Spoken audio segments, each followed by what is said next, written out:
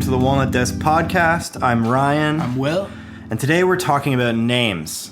But first, let's get to our Walnut Desk news segment. Yeah. What's been going on? Got a lot of updates. Well, what's going on today is that my job today, on my first day of summer vacation, was to find a place to shower and use the bathroom. My apartment complex decided that they were going to turn the water off for the entire day. So I woke up to empty pipes. Dear God. And I know it's like one of those things where you're like, oh, well, like, you should just know about that ahead of time and plan accordingly. It's like, yeah, but it was my first day of vacation, so I slept past the... Wait, they gave you a same day notice? They didn't give you a notice before? They gave me like 5 p.m. notice yesterday that at 9 a.m. they were going to turn off my water, and I woke up at like 9:30 this morning, and I didn't have any beverages in my fridge. So I had to take my like handful. When I say a handful, it's like a handful of like vitamins and supplements that I like to take. I had to take them all with the only beverage that I had in my fridge, which was beer. So I had to take a big swig of beer, and I just like put the can back in the fridge and was like, I don't want to partake in this right now. Is it still there? Yep, it's still there. I'll drink it when I get home. So what do you take for vitamins in the morning? Because it sounds like more than most people. Okay, so I take a lot. I take mostly, it's just like, I take supplemental vitamin D, because apparently like 70% of Americans are vitamin D deficient. I know I don't spend enough time outdoors when I'm at work. No, of course not. So I take supplemental vitamin D, I take magnesium, potassium, but it's just like one of those things where I could get them all in an eighth of the quantity in a multivitamin, or that's what I could make sure that I get what the RDA for my body weight and composition is by taking them individually. So yeah, I just throw them back. I've gotten really good at taking like 17 pills in one swallow. So you're waterless. You're in your apartment. You're drinking beer and popping pills. Yes. And the good kind. And so what do you do? Like you can't shower. Right. You can't use the toilet. Right. You can't run the sink. You can't do anything that one would do just without thinking about it. Yeah, you go to McDonald's and you exploit the 20-piece nugget deal. The 10-piece nugget is $4.40, and the 20-piece nugget is $5. Jesus. Yeah. So if you actually order all the pieces, you end up paying like 75 cents more for 20 nuggets. If you order like the side salad, the nuggets, and the drink individually, than if you were to buy the 10-piece meal. Wow. Yeah, it's not much more expensive. That's not bad. So there's the hack for you guys. There you go. That's the news. More nuggets for your mouth. And we're also traveling, Ryan. You're leaving soon. Yep. Going out to Massachusetts, my homeland, visiting with family, going to the beach, that kind of thing. Kind of a mellow trip, but I'm going to fly, which means, as we've talked about, I've done the research, and I'm going to be on an Airbus A320.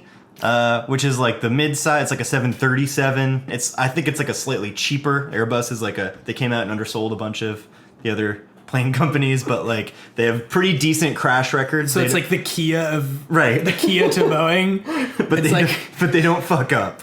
That's a good analogy, actually. Yeah. From what I've heard. And it's on Alaska Airlines, and they have a decent maintenance history. That's the biggest thing that I look for is are there any reports of like bad maintenance in any way? Is there a news article about like, planes being delayed because of mechanical problems, malfunctions? Is that plane dependent or is that airline dependent? I feel airline. I was going to say, I feel like the airline is in charge of the maintenance schedule. Yeah, 100%. Okay. So I look up both. And what's your airline? It's Alaska Airline. Right. So it was just bought out by Virgin. Okay. So... Cool. They haven't done the full rebrand yet. No. They might not. I feel like Branson wouldn't let it go more than a year without a full rebrand. Alaska has like really good name recognition though. Like why? Because it's a state. People from the Northwest love flying Alaska, in my experience. Yeah. I don't know. It's like the JetBlue. Okay. Of the Northwest. Yeah, I don't know much about it. So it's Alaska on the way out. Speaking of the Northwest, I'm flying Southwest to go to Arizona next week. Oh, no. I'm going to Arizona in the summer for a conference.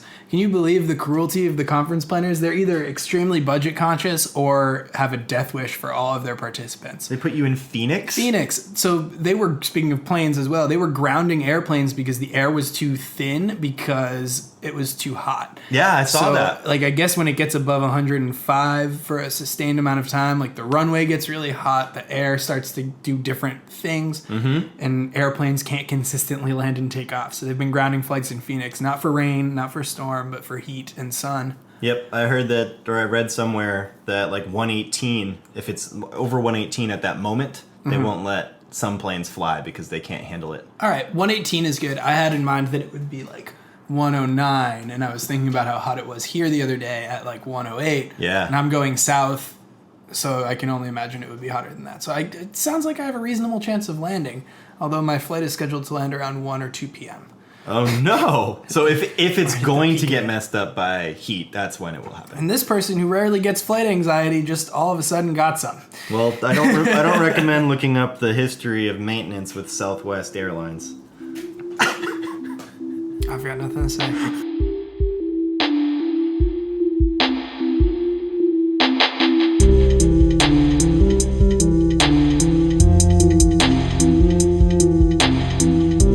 All right, so on that note, let's dive in, guys. Yeah, let's go to the episode. Today, we are talking about names. Names. Let's just pull up some definitions. A name is a word or set of words by which a person, animal, place, or thing is known, addressed, or referred to. Right. So Also, it's like consistent. Could be the like kind of slang usage, which this Google dictionary likes to give us, is Right. that it's also a famous person, like a big name. Oh, a big name. But that requires some kind of modifier. Right. You wouldn't be like, that event's going to attract names. Right. It's kind of like the definition they give us for travel. True. Where it's like the quality of travel. We had to say like, do you travel well? Right. Same thing. We have to say big name versus small name, but it refers to the fame or import of that person. Everything that you refer to consistently has a name. Mm-hmm. But when we think about names, generally we think about people first. Right. So let's talk about some baby names. Baby names. So if you are having a baby, which seems scary, you might be inclined to name that baby so that people can call it something other than baby. It. It is, yeah. They. People get mad when you call their baby it. How would you tell us about it? I actually don't clearly remember the instance in which, but we recently met our very good friend Justin's baby, and I accidentally referred to her as it in our conversation. I don't think Justin even really noticed. No, he didn't. But I felt very bad about it. I chuckled to myself as you like retracted that in your own head. Well, it's fucked up because I like babies. Like on like the spectrum of people who are into or not into babies, especially like in our age group, I'm in like the far into babies side. I like hanging out with babies. Oh. Playing with babies. Oh, I don't mind hanging out with them at all. Talking in weird voices at them or not.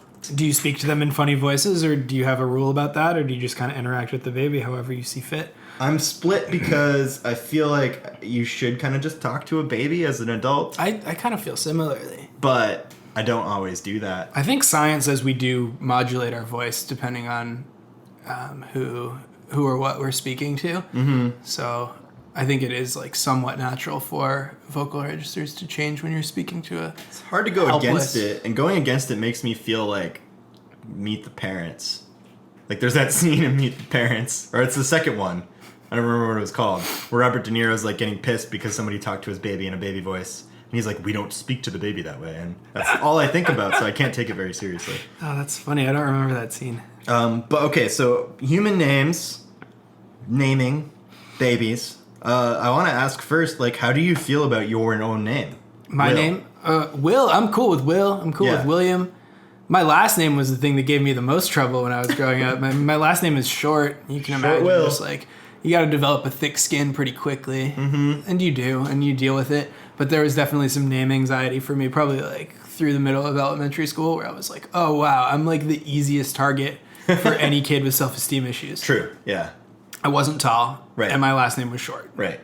But, like, that's a very basic... So I understand in, like, elementary school or whatever, but that's, like, a very basic way to razz somebody. Right. Is short. Yeah, I mean, there are worse names. Well, you don't know that until you meet someone with the worst name. And then all of a sudden you do the thing before you, like, learn social balance where you're like, oh, great, someone I can victimize so that Right. I'm not going to be the victim anymore. And, yeah, you're happy that you grow out of that around 4th or 5th grade, hopefully. Hopefully. That's Well, funny. The less cruel of us hope that we grow out of it as quick as possible. That's an interesting topic, though, because I have, like, some similar experiences that we won't get into now, but maybe we should do an episode where we cover, like, regrettable things that you did in elementary school. Will that, like help socially? me? Will that help me fall asleep at night when I No. sometimes wake up and I'm like, why am I such an asshole from when I was 8? It makes me think of that Mark Kozelek song, where he like apologizes to some kid in the schoolyard for punching him in the face when he was young, and he's like, I swear I wasn't a bully, I just did this and I feel terrible, I'm so sorry, and it's been like 25, 30 years. I still can't sleep, please forgive me. Yeah,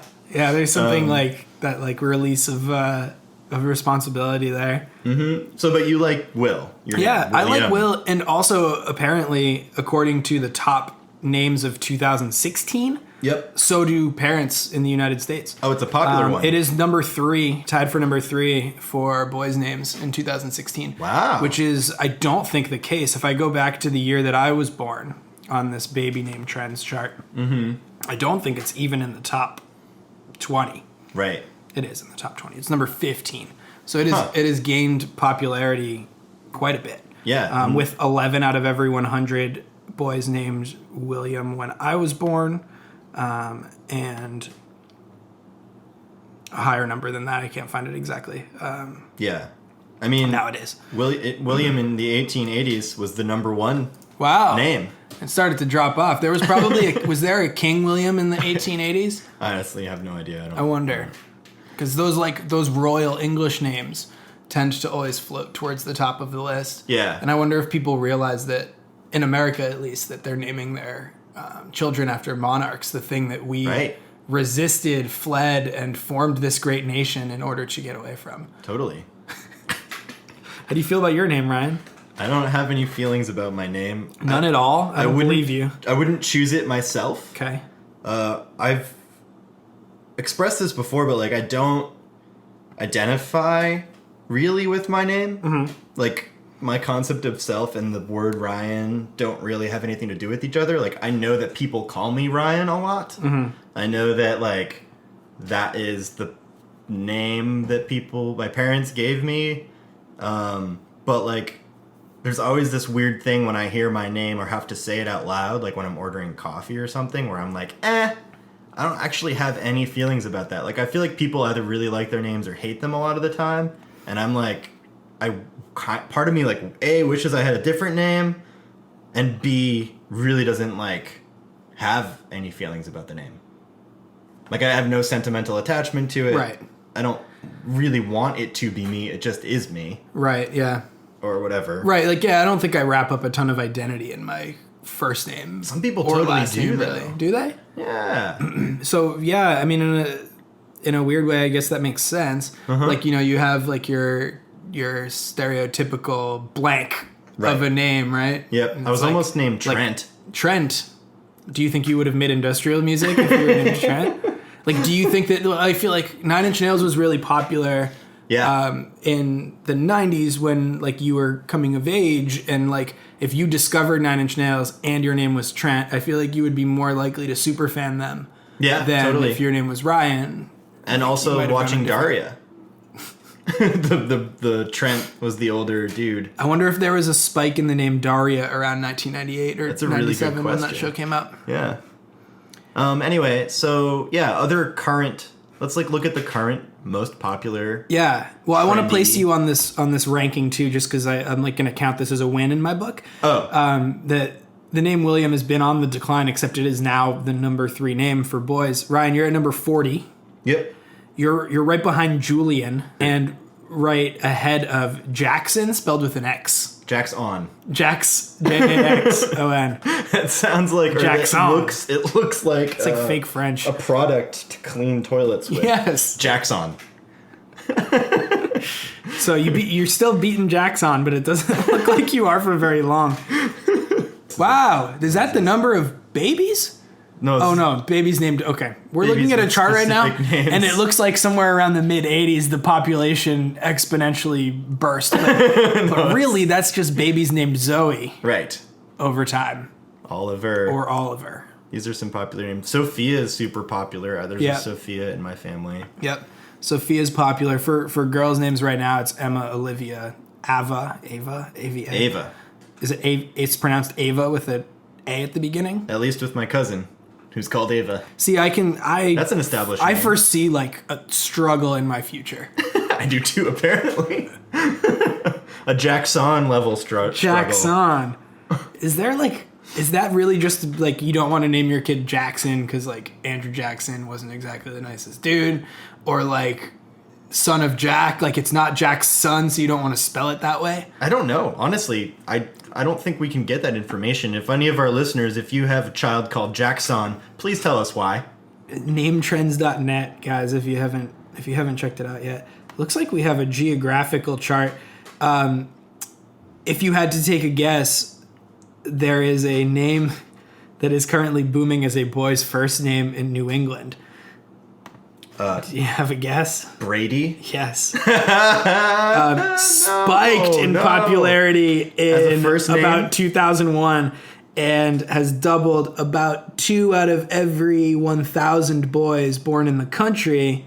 I feel like I have to talk to my fellow Brady. Massachusetts people for a second here. I'm about to be there. We got to clear the air before I come back. You don't have to go bro that hard. You don't have to do it. Doesn't make you better or cooler. It just ruins your child's life. I think that arguably would make that child's life really, really good. If they stay in Massachusetts for the rest of their life, but we are both from there and we're in California, and if my name was Brady, I feel like anywhere else in the country I should be somebody on the Jersey Shore or what's that competition? The Bachelor in Paradise. That's where Brady's are. Right, Chads are on Nantucket, and Brady's are on The Bachelor in Paradise. Exactly. We all know this. Exactly. This is Names 101. And now you do too. So those are people's names. Currently, the current popular ones, whatever. Go with, as long as it's not Chupacabra or something, then Liam, I guess, is fine. Harper, I guess, is fine. I don't know. I mean, I feel like the names are less important and more context signifiers, and I don't know. I don't think that... Okay, so here's the problem. These 1890s names are awesome, by the way. Frank? 1890s. Hilder. Hobart, Corbett, Jennings, Hobson. Roswell, Hobson, Selmer. That's Elmer with an S. French as a first name. Oh, Sigrid. Adlai. I actually really like that name. Yeah. So I think 1890s is the place to go. Sorry, I cut you off. No, that's fine. That was a good year. Yeah. The problem is that people feel that... I get the impression that people feel that by naming their child, they're expressing themselves. Yes. And you're not expressing yourself when you name a child. You're providing an identity for a fucking larva of a person. A living thing. Right. That's going to live longer than you. Just as you give it milk and food and change it and accommodate it, you also are providing it with a label that it's going to take with them into every job interview and every apartment rental and all of that. It's just as much as the decision to have a child is difficult and implies a certain amount of responsibility, naming a child implies a certain amount of responsibility. Mm-hmm. And don't fuck around. No. And don't give unfortunate initials. You got to check that stuff out. And the first name, last name things, you can't really do that. You can't fuck that up. I couldn't be Will Williams. That's weird. Could. I mean, you could, but you don't want to be. Brian Bryanson. There are a lot of missteps naming babies after inanimate objects, fruit, pastries. Naming your baby Gavin at all. At all. Ever. Or Chad. Ever. What's up? What's up, Gavin? What's up, Chad? Hey, Chavin. What's up? Gavin. There we go. We invented a name. Name your child Chavin and tag us on go Twitter. Fuck yourself. All right. So, but another thing that humans do when referring to one another is this use of pet names. Like darling, honey, babe, baby, sweetheart, BB, precious. They suck. It's a stretch now. Yeah. My I don't know if you agree with me here, but the way I feel about pet names for other people is that by using a specific name to refer to all of the people that you've interacted with in a romantic way, it removes the name from that specific person and allows you to refer to anyone you fuck as that one thing. So if you're with somebody and they call you babe, you know that they've called everyone else that they've dated babe. Yeah. And you're just another babe. Yeah. That's bullshit. Like, people have called me pet names in the past. I do not respond well to that. Really? Like, I have like a strong feeling about it. Well, I'm because like, don't call me. Right. Well, I feel similarly of like, don't do it because I don't like it. Yeah. Right. But I've also like fallen into that trap on both ends where I allow it and partake in it. And you're right about lumping people into like this category of like the people I have been sexually active with. Yes. For more than like a month. You never run the risk of the wrong name situation, which I've been on both sides of, and it's not fun. Oh man. I luckily have not been on either side of that. I've not been on either side of that, and that's really good. I hope that keeps going. I hope it stays that way for you. Yeah, that's like the nicest wish you could have for somebody. It's like, I hope that you stay on the good side of the issue that involves you not calling someone the wrong name in bed or being called. You know, I mean, but it's like an honest mistake. People make it all the time, but like. Yeah, it's a very, very honest mistake. This is who I wish. It's too honest of a mistake. Well, I think it's a reflex thing, right? Yeah. I think you're just like, you date somebody for 2 years, you say Barangela 50 times a week. Or... okay, yeah. Or Vivienne, or... Edsel. Domenica. Blossom. Dolores. Ruth. Shirley. Luz.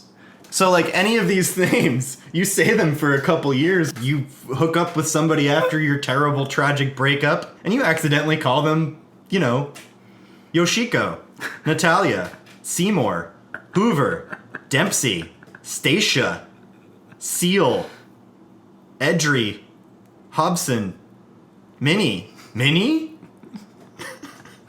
It was 1880. There was no synonymous mouse yet. Anyway, so it happens. But the pet names, I guess, are a way around that or to eliminate that. Yeah. But it seems to be like anyone can stand in as baby once you use baby. And I feel like there's ways to be endearing that don't involve that. Yeah. Like with your actions or with words that are not the pet name. By being thoughtful. And communicating well. I actually feel like the pet name thing is the thing that like you could determine if a couple communicates well. Totally. Or not. Because if they like use each other's real names at least 70% of the time. Right. Right. It's like they probably communicate okay. Like that's a C and it'll probably sustain. But like if it's 100% no real names, I feel like there's 100% disconnection from like the emotions of that person. I'm going to assert something that's probably deeply wrong, but I don't care. I feel like everyone is on this spectrum of like, I am self-referential in my head all the time versus I am constantly, the other end of the spectrum would be like, I'm constantly thinking about the people I care about and the people around me at all times. And I would say that the people who lean the farthest on the self-referential internally side are more likely to use pet names. Because they don't want to have to worry about who they're having sex with. They want to be able to call them baby. They just... Right, the thought stops at a certain point. Yeah. Yeah. Huh? You heard it here first, guys. Walnut podcast. I think that we're going to see this codified in the journals soon. We should ship this off to the research lab because I think you're correct. This is testable. We're taking donations. We will hire scientists. We will do the research. We'll put up an Indiegogo. Yeah, but that's all I got about pet names. Have you used a pet name? What's the most embarrassing pet name you've used in a relationship with somebody else? I don't go very far. No? Babe is about as far as Babe I is go. it? Yeah. Okay. And it's babe. It's not baby. That's weird. It's not baby? No, it's not baby. What's the difference? I don't know. Baby makes me think about not like offspring. And babe Makes you worry about naming. Babe makes me think of like a babe. Yeah. Like you're a babe. That's true. People like refer to attractive people as babes, right? Yeah. I don't know. Yeah. But like it is babe, beautiful. Mm-hmm. That's about it. Yeah. More like adjectives than nouns. Yeah. It's not like schnookums. Schnookums. God, no, I've never done anything like that. In high school, I used the term sweetheart like 3 times with the person I was dating. 3 times. And I used it, well, I mean, not literally 3 times, but like I used it and I remember when I decided to stop. I remember the moment. I was on the phone. We were in an argument and I used the pet name angrily. Like a sarcastic sweetheart? Yeah. Ooh. Or that stings. something. And I was like, this sounds stupid, and I'm deeply embarrassed. And like my face went flushed, and I got off the phone. And I was like, I can never use a pet name again. The inverse of that is true, where you actually can turn a name into like, and I'm mad at you. Where like if you get caught up in the pet names too much, and someone calls you by your real name. Oh yeah, that's true. That like it establishes an I'm unhappy with you. Is it like a parent using your full name when they're mad? Exactly. Jeez. So that like can become a brutal like aspect of a poorly communicated Just a naming. shitty relationship. Right. Yeah, which But so these are pet names that we're talking about. but there's also names for pets. There are. There are names for pets. I guess you have to name a pet. Do you have to name a pet? No, you don't have to name a pet. I think that there should be a rule for whether or not you name an animal. Is like, you shouldn't let children, small children, name. For example, I'm a teacher. I've said this a lot. You probably know that by now. But in class, if you find list any of the above. Spider, fly, cockroach, Frog. mouse, frog, cat. There have been cats in my school. There have been God. dogs in my school that are like abandoned in the middle of a 4-lane road that are like gonna get hit unless we like lock it in a closet and call Animal a shelter control or right. whatever, yeah. Or figure out who the owner is, etc. Someone knows who the dog is, they come pick it up, whatever. Hopefully. There's always a split decision in this class of small people, young people, and some of them always want to name the spider. What? And I'm like, why would you name the spider before I like throw it out the window? Like you're gonna get attached to it. You're and then gonna it's have gonna go feelings about it. away. It's gonna go away. Yeah. You're gonna go through this whole emotional bonding and emotional letting go process that doesn't need to happen. Just it's a spider and it was in our room and more than one person is uncomfortable by it being here, so we're gonna remove it. So what is the emotion that goes into... I kind of agree with you about the don't name things with short lifespans, but what's the emotional thing that goes into naming something? I might be missing that. I might be like devoid of this. Yeah, I think it's just an identifier. Yeah. But like you give it a name and it becomes more real in your emotional sphere. You can project emotion on it more. Let me give you an example. That barn spider, Charlotte. Yes. In her web. Right. A name comes with a story. It's Yeah. easily referenced. It's true. It's like time referenced. Makes it feel like it has a history. Yeah. That's what I think. I think that like Interesting. providing a name for a pet, right, Yep. allows it to be anthropomorphized in a certain way of like it gets a story at that point. Right. Right? It's not like that dog that lives down by the train tracks. It's like, no, it's Brian. Right. And it's a character in your story, and it has its own story. Right. It's Lars. Interesting. Lars the junkyard dog, right? You're like, okay. Lars. Yeah, no, I understand that. So, don't name small things that are going to die or be put outside. That seems Or put outside. that seems like a good rule. Just gently flicked. But like, okay, so Hannah and I just got a pet recently, Sunny the cat. Sunny came with her name, and we were gonna change it. Like we went through a bunch of name ideas. We were like, blah blah blah blah blah. Let's name it this or that. Felt pretty passionately that like Sunny was kind of a lame name, and now it's definitely her name just because we've been calling her Sunny. Yeah, you waited too long. I waited too long. And you gave her a story. Way She had too a long. story tied to the name Sunny already. We adopted her from the Yeah. adoption people. Yeah, it seems like with adoptions, you almost have to go in with a name picked out already and just be like, this is the name. Let's get over the initial awkward phase of like changing its name. Right, but like if you go in with a name, then you can't like look at the like coloring of the cat and name it in some way, or the personality of the cat and name it some way. That's true. Like there's No, this, I agree that you need to think about it. you have to. Like there's this other element of naming that we haven't talked about yet, which is that like names have associated personalities with them. Like the reason we were like what was it? No Chad or whatever was like we know or know of or have seen on television people with that name and they suck. Right. And like Yeah, is that just the story or like the meme that comes with the name? right. So names have personalities.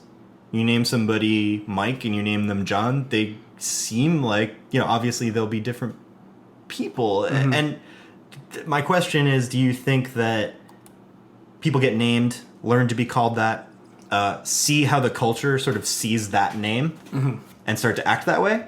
I think that there's research that says that people tend towards certain professions based on their names. Their own names. Yeah. So like the name that they were given would force, and I want to find the real, science from this. Yeah. Let's take some time. Like, so here's an excerpt from some research, a study of like names and career choices.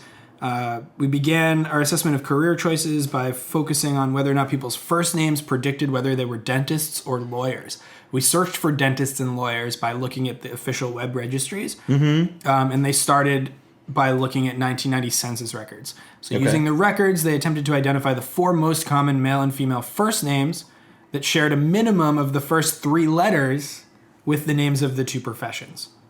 Oh, what? Weird? Yeah. That's... So, the 16 names generated were Denise, Dina, Denise, Denna, Laura, Lauren, Laurie, Laverne, and the male names were Dennis, Dennis, with 1 N, Dennis, Denny, Denver, Lawrence, Larry, Lance, and Lawrence, and expected that people with names like Dennis or Denise would be overrepresented among dentists, and people with names such as Lawrence or Laura would be overrepresented among lawyers. They expected that. And they found, with looks like statistical significance, that happened. That was true? People whose names started with D-E-N or letters similar to it were more likely to be dentists. People whose names started with L-A or L-A-W were more likely to be lawyers. Okay. People are nuts. It's like you've been incepted. Yeah. Since the day you were born and named. So parents out there, if you want your child to become a lawyer, now you know what to do. So yeah, you're more likely to choose certain careers based on the letters in your name.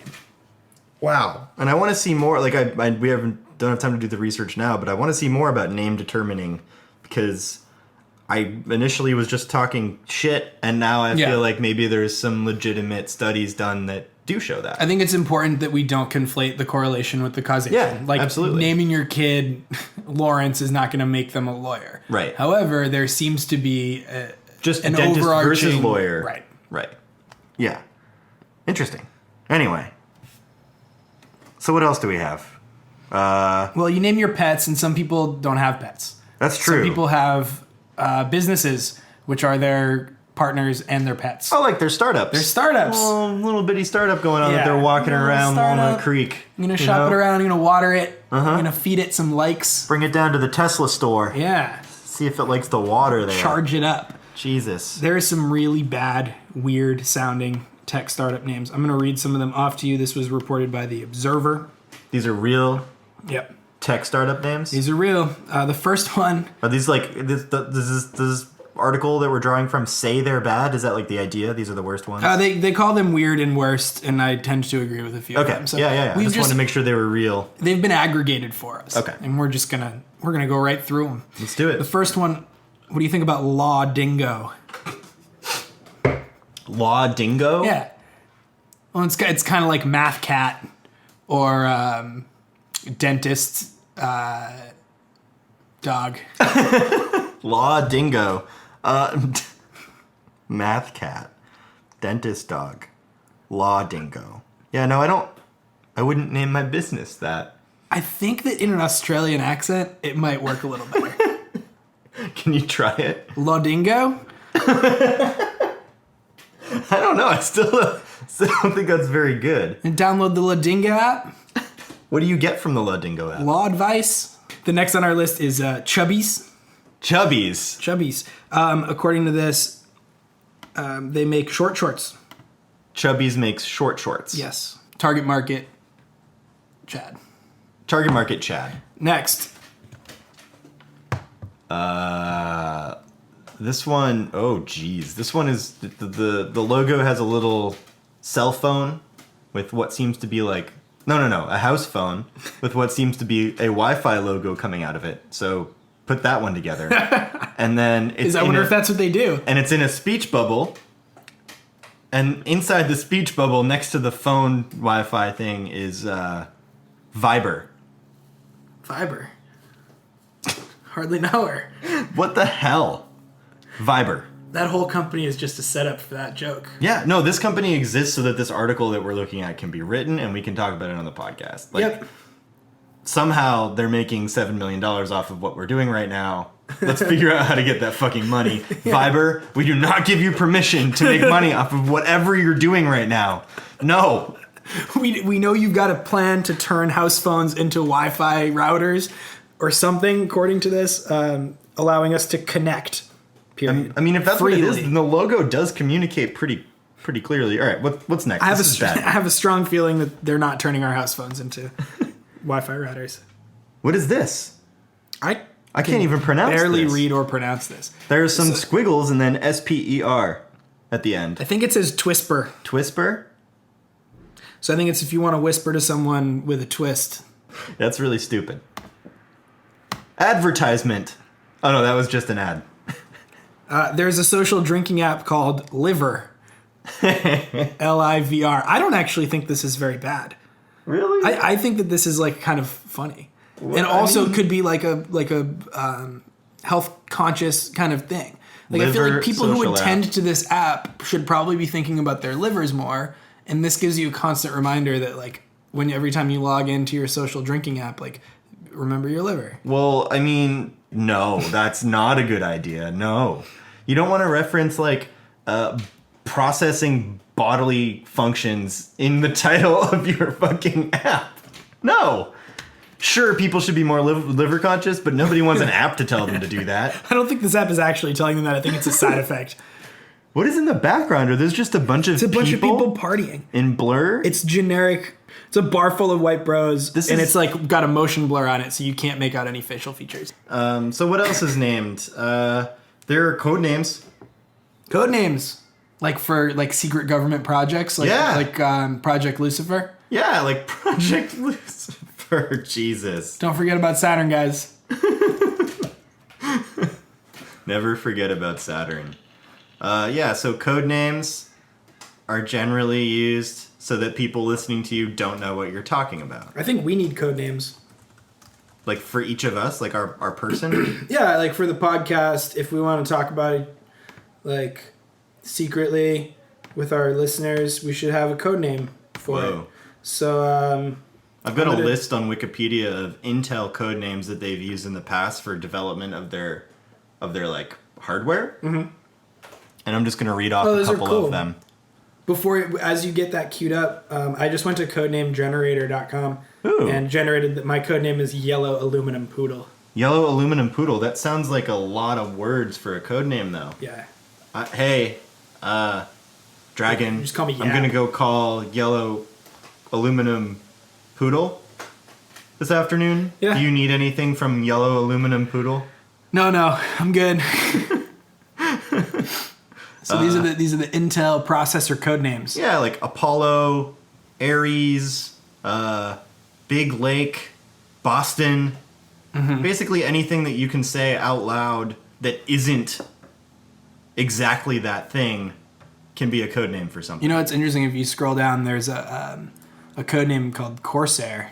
Corsair? Corsair, which is now like a major manufacturer of like computer RAM and like computer motherboard components. Yeah, it's actually interesting. I wonder if that was a spin-off of an Intel division at some point. That's very interesting. They're named after places. Places are named after people. Code names are basically where we just try to fuck with the whole naming game. And we're like, I'm going to go visit Cheetah Wolf and bring them the dragon droppings. You know? And that's me. I'm going to drop some weed off at Will's apartment.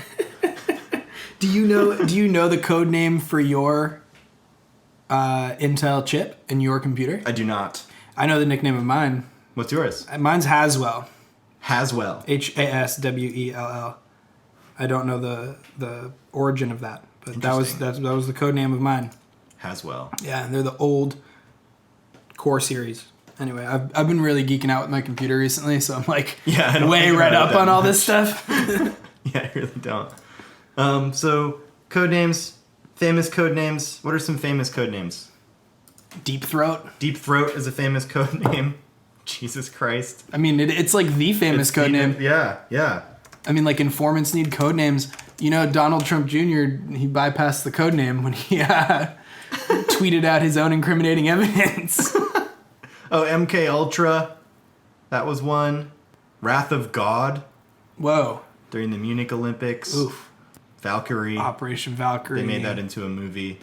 Project 404, they made that into an error loading screen. Oh, the Acoustic Kitty. The Acoustic Kitty, all right. Okay, tell me about the Acoustic Kitty.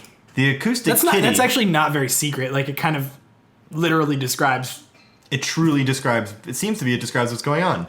The Acoustic Kitty was a CIA project launched by the DST in the 1960s, and they wanted to use cats on spy missions. Okay. They were trying to get them to record shit. Wi-Fi cats? Yeah. I wonder what the Wi-Fi Dolphin project codename was. Oh, we don't talk about that here on the Walnut Desk podcast. We wouldn't want to risk the security of our dolphin brethren. They're probably bugging us. We don't have to bug them. That's true. The Phoenix program. Project Resistance in all caps. Oh, God. It's domestic espionage. I was going to say, that sounds like something CIA. that Anonymous would... Yeah, it does. It does. Stargate. Sub-projects established under the federal government to investigate claims of psychic phenomena with potential military and domestic applications. And remote viewing. Yeah, particularly remote viewing. The ability to see events from a great distance. So the U.S. government was seriously looking into remote viewing as a military.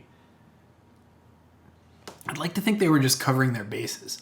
Because, like, if it were a thing, and someone else got it first, it would be a huge problem. That would be a big problem. So it's almost like I would hope they looked into it to determine that it didn't exist. Hopefully. Not to try to do it and develop technologies to do it. I don't know.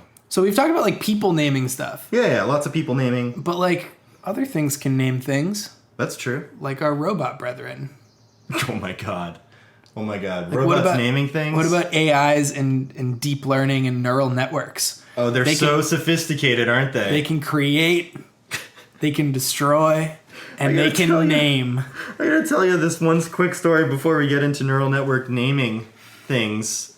Hannah gets these promo emails from websites like Pinterest, and they try to send you things that you would be interested in. Oh, okay. And they have a neural network that analyzes all of their inventory, the things that are posted. They look at your behavior, the things you've clicked on, the things you've typed into search or whatever, and they start sending you things. And at a certain point, whatever engine was doing this started spitting out to Hannah things that were just had her name in it.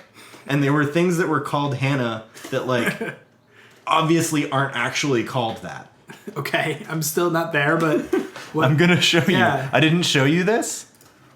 We'll put this up in the YouTube video. Yep, I already tweeted this, but you can, we're going to put it inside the YouTube video. So what I'm looking at right now is a 3x2 array, including names, prices, and photographic descriptions of these 6 different products. Uh-huh. The first one is Doll Hannah, which is like a knit doll with a big head. Mm-hmm. The next one is Dress Hannah, which is just a girl wearing a red dress. The next one is Top Hannah Dots, which looks like a top with dots on it with the word Hannah interjected between those two descriptive phrases. Yes. At the very bottom, we see Jacket Hannah, which is...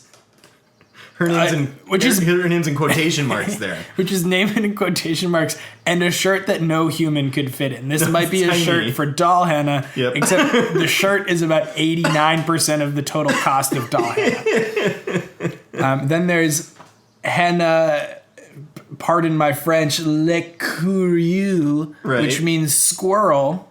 I guess. Le Courriel. I think it's Le Courriel because it kind of sounds like squirrel. Uh-huh. Which is a $31 plush toy, smaller than Doll Hannah, at least they're to scale.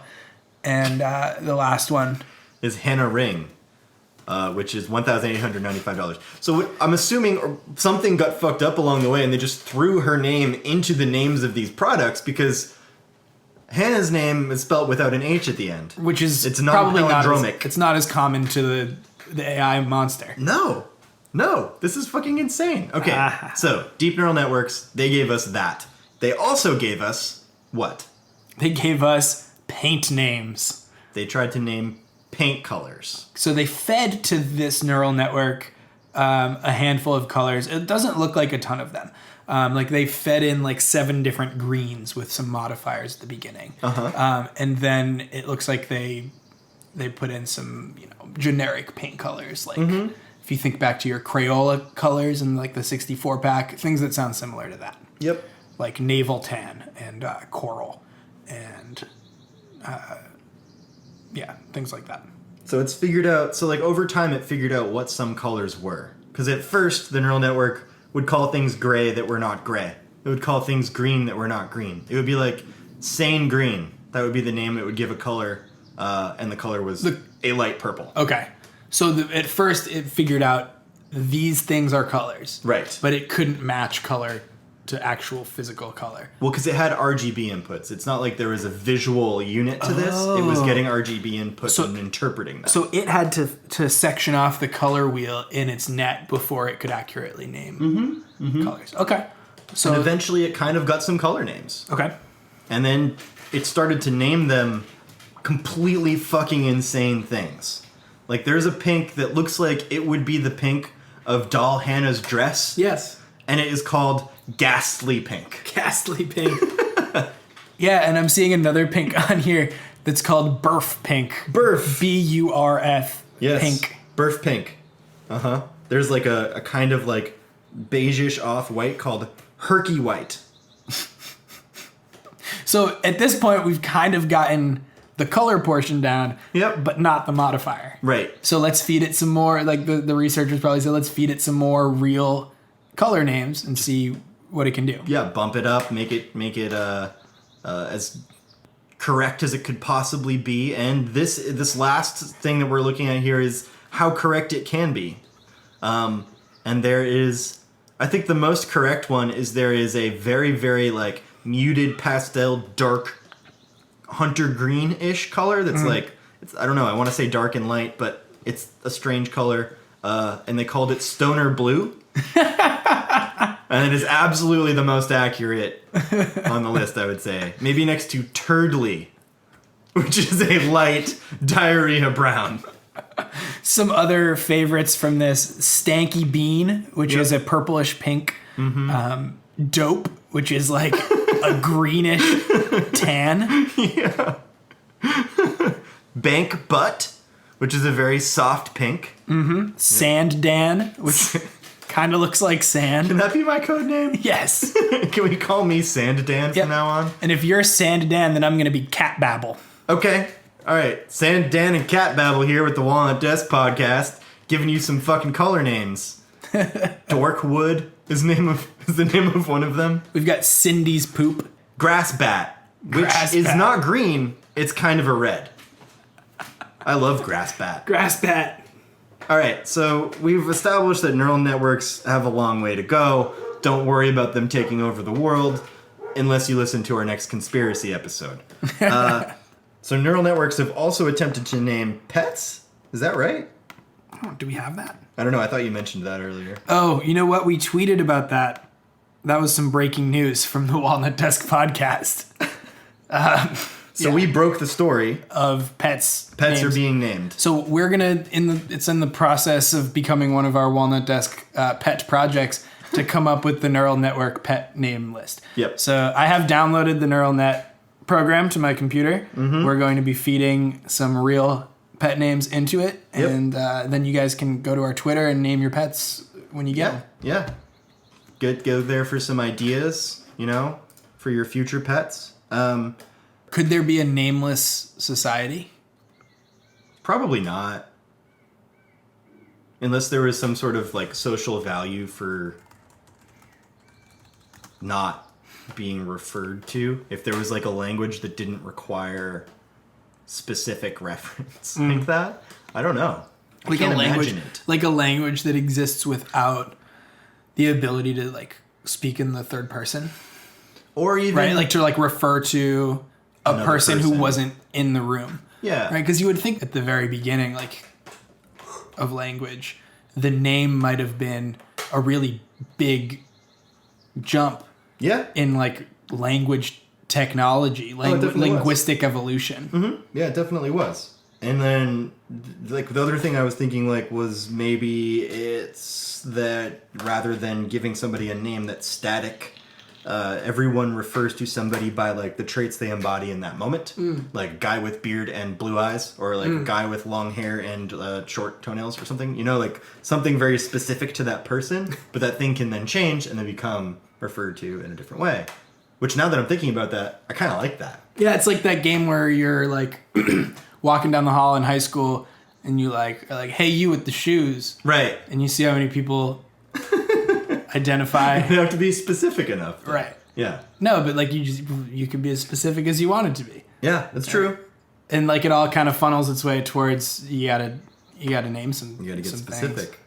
Yeah, and as soon as you're in a situation where there are like, you know, you have to refer to one person in your 50-person, you know, social group, and you want to refer to like the woman who is a lawyer, and there are two of them, then you're fucked. Well, you could call one Law Ra. You could call the other one Law Ren. That's confusing, even in naming situations. But so, I mean, maybe we should talk for a second about how we named this podcast. Yeah, I think it's a good story. So, as you know, the podcast is called the Walnut Desk Podcast. And we get a lot of, like, comments of, like, oh, is it named after the city of Walnut Creek? Is it named after... Which is where I live. The desk that you do the podcast from? Neither thing. It's neither of those things, but we do see how that could be the first, you know, jump of logic. It might be mine. But yeah, no, but you know, let's see. So it goes to, I was tweeting shit, making lame jokes. Friend of the podcast, Max, made some comment about my jokes at the moment being similar to an Andy Rooney style thing. And then I remembered how much I loved Andy Rooney. Yeah. And so we started talking about it, Will and I, and we started to think maybe a podcast in sort of that voice or style, you know, that's what we started out thinking about, would be interesting nowadays. And Andy Rooney carved his own walnut desk, which he did his, what was it, the 60 Minutes closing bits from. Yeah, if you look back on any of those clips, it's like a beautiful chunk of walnut that's like stained and cut, and it's like not a rectangle. It like looks like a segment of tree. Like, it's cool. It's fucking awesome. It's like a very cool desk, and I hope to someday make one ourselves. Yeah. But yeah, so we named it, initially called it Andy Rooney's Walnut Desk Podcast, and cut Andy Rooney's name from it because that's very long. And he's not on the show. He's not here. We wish he were here. Yeah, we do. If Andy Rooney were a color, what color would Andy Rooney be? Sand Dan. Sand Dan. All right. Sandy Rooney. All right, well, that is all we have for you on names. Be sure to check out our YouTube because we're getting new stuff up there. The videos are getting better. Will is working his ass off. We're going to have some shorts coming at you on the YouTube that are like segments from the podcast that we put funny slides to. There's going to be original content. We're going to be streaming shit. Just keep your eyes open. Yeah, the YouTube page, just to speak on that just a little bit, is going to be really helpful for you to give snippets of the podcast to your friends who may not have been initiated yet. We're cutting out some cool segments, some cool banter from the middle of the podcast and allowing it to be like a more digestible 5 to 10 minute chunk, so that you can get just the topic that you want, send it out just to you know, inform people, and then get them hooked. Yep. Listen to your favorites over and over again. So subscribe everywhere. Yep, find us, you know, if you don't already listen to us on iTunes, we would love you to subscribe and give us a 5-star rating with a little description. Yep, they promo us when that happens. It is the only currency. I don't think everyone who listens realizes how much internet currency they have in the form of subscriptions and likes, so we humbly sit here at a non-walnut desk and ask for those things. Yeah. And on that note, I'm Will. I'm Ryan. Walnut Desk out.